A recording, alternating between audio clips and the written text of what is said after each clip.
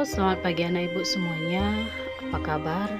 Mudah-mudahan semuanya masih tetap dalam keadaan sehat dan pastinya masih tetap semangat ya anak ibu ya.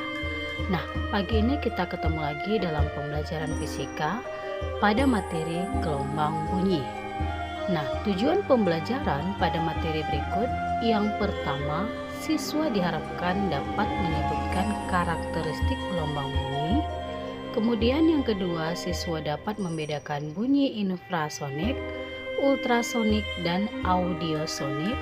Kemudian yang berikutnya, siswa dapat merancang percobaan untuk mengukur cepat rambat bunyi.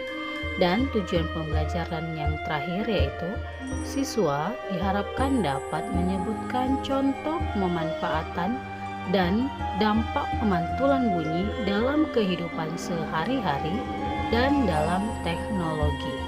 Nah, bunyi seperti yang kita ketahui, bunyi itu terjadi akibat adanya suatu getaran atau gerakan bolak-balik dari suatu benda.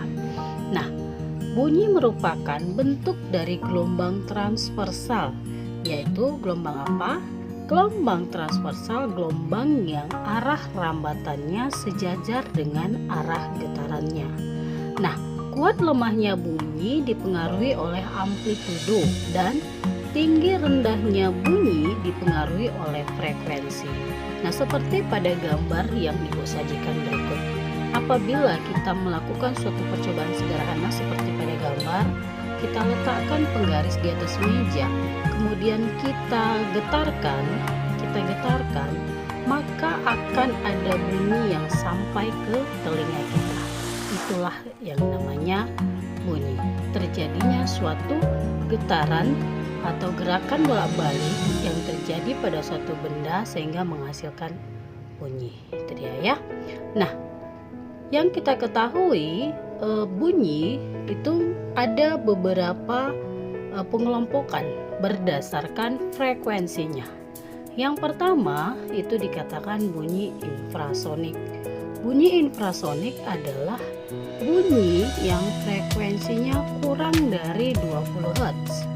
Nah, bunyi ini tidak dapat didengar oleh manusia, namun dapat didengarkan oleh laba-laba, cangkrik, dan lumba-lumba. Kemudian ada lagi bunyi yang namanya bunyi audiosonik. Bunyi audiosonik ini bunyi yang frekuensinya di antara 20 Hz sampai 20.000 Hz.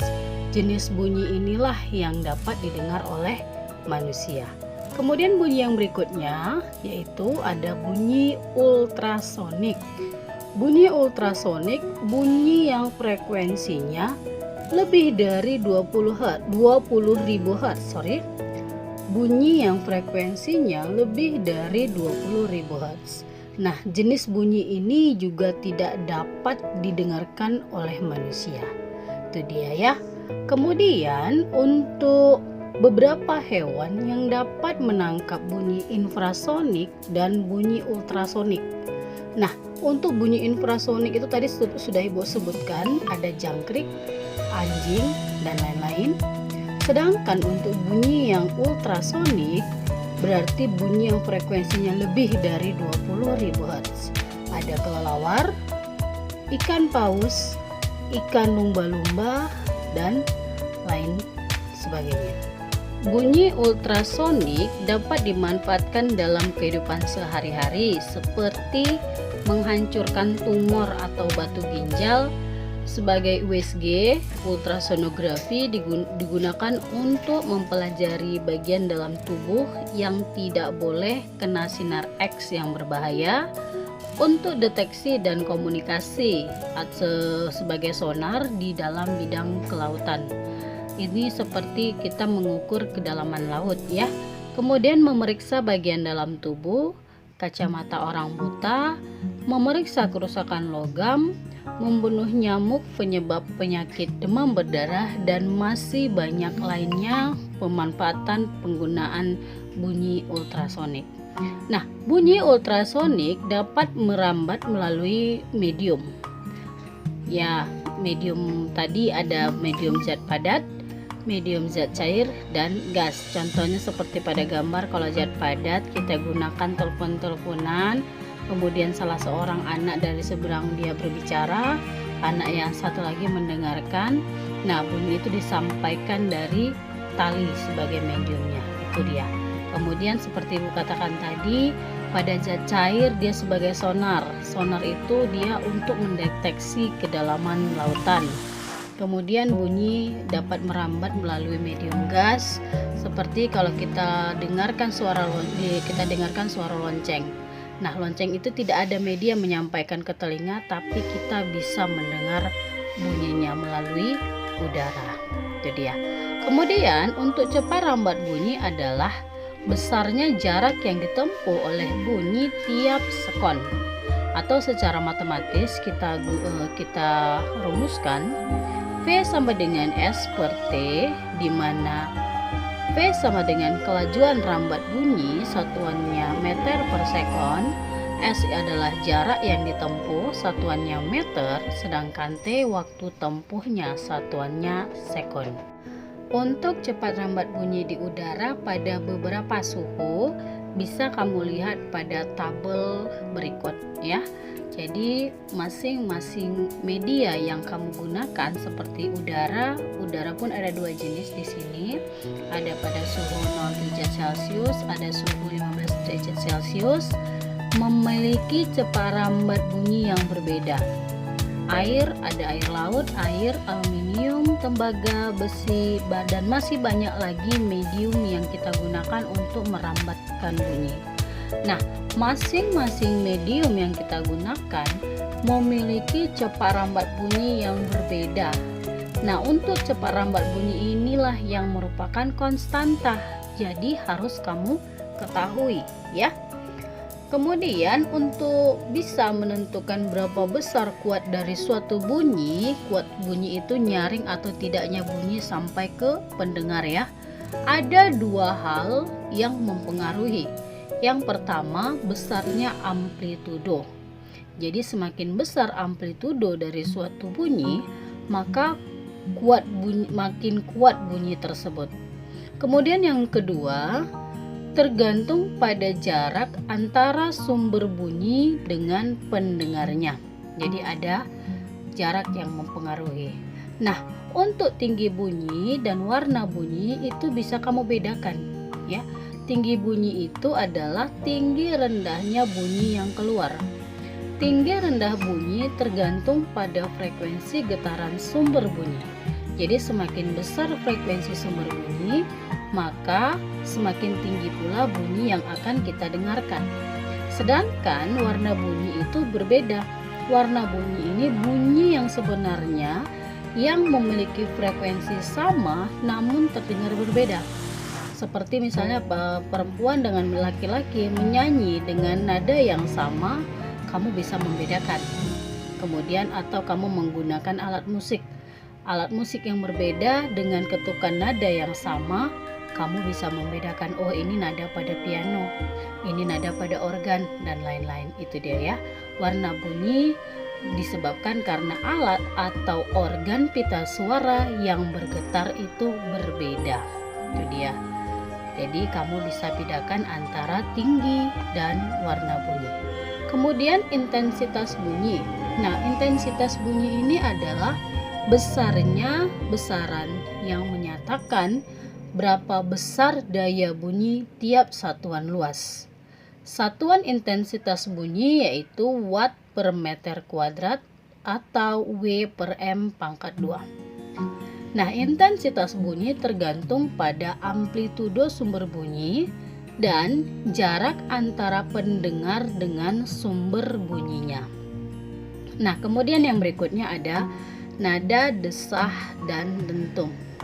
Di sini kamu harus membedakan apa itu nada, apa itu desah, apa itu dentum. Nada adalah bunyi yang teratur frekuensinya. Seperti kalau misalnya ada do, re, mi, fa, sol, la, si, do, itu nada yang teratur. Itu dia. Sedangkan desah adalah bunyi yang frekuensinya tidak teratur. Itu dia. Seperti apa? Seperti bunyi udara, bunyi air, Seperti pada saat kamu sedang berlari-lari, maka kamu akan mengeluarkan nafas yang tidak teratur, itu dikatakan desah. Sedangkan dentum adalah desah yang bunyinya sangat keras seperti suara bom. Jadi desah yang bunyinya sangat keras, tidak teratur bunyinya, tapi bunyinya itu keluar sangat keras, itulah dia dentum. Jadi bedakan antara nada, desah, dan dentum. Nah, kemudian kita lanjut frekuensi pada senar atau dawai. Mersenne menyelidiki hubungan antara frekuensi yang dihasilkan oleh senar yang bergetar dengan panjang senar, penampang senar, tegangan, dan jenis senarnya. Nah, alat yang digunakan untuk menyelidiki frekuensi senar atau dawai adalah sonometer. Ya, pahami ya, alatnya sonometer. Nah, faktor-faktor yang mempengaruhi frekuensi nada alamiah suatu senar atau dawai menurut Mersenne adalah sebagai berikut. Yang pertama katanya panjang senar. Jadi semakin panjang senar, maka semakin rendahlah frekuensi yang dihasilkan. Kemudian faktor yang berikutnya ada luas penampang. Semakin besar luas penampang senar, maka semakin rendahlah frekuensi yang dihasilkan. Jadi kalau kamu perhatikan itu senar dari gitar itu ya, berbeda-beda ukurannya, itu mempengaruhi frekuensinya. Panjangnya semakin panjang katanya frekuensinya semakin rendah, semakin tebal atau semakin luas penampangnya maka semakin rendah juga frekuensi yang dihasilkan. Kemudian yang ketiga, faktor yang mempengaruhi menurut Mersenne, tegangan senar ya. Semakin besar tegangan suatu senar, maka akan semakin tinggilah frekuensi yang dihasilkan. Jadi kalau kamu tarik dia senar dari gitarnya tegang, ketat, maka frekuensinya akan semakin tinggi. Kemudian yang terakhir yang mempengaruhi frekuensi senar menurut Mersenne adalah massa jenis senar. Jadi semakin kecil massa jenisnya, semakin tinggilah frekuensi yang dihasilkan. Itu ya. Jadi kamu bedakan tadi, kamu harus pahami, bedakan apa itu perbedaan antara nada, desah, dan dentum. Kemudian faktor-faktor yang mempengaruhi panjang frekuensi senar dia ya. Kemudian di sini ada Ibu tampilkan 3 latihan kamu tentang nada. Ya, tadi sudah Ibu katakan nada itu ada do, re, mi, fa, sol, la, si, do. Masing-masing interval nadanya di situ ada beberapa frekuensinya yang sudah merupakan keteraturan, itu kamu cari. Kemudian jenis-jenis interval. Jenis-jenis interval itu ada oktav, ada sopran, dan lain-lain, itulah dia jenis-jenis. Kemudian untuk soal yang ketiga ini kamu latih dengan buat perbandingan antara frekuensi nada A dengan frekuensi nada C1, itu dia. Kemudian kamu ditanya berapa frekuensi nada C1.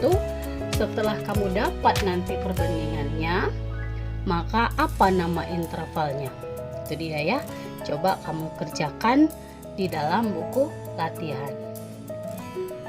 Baiklah anak ibu, demikian saja materi kita pada hari ini.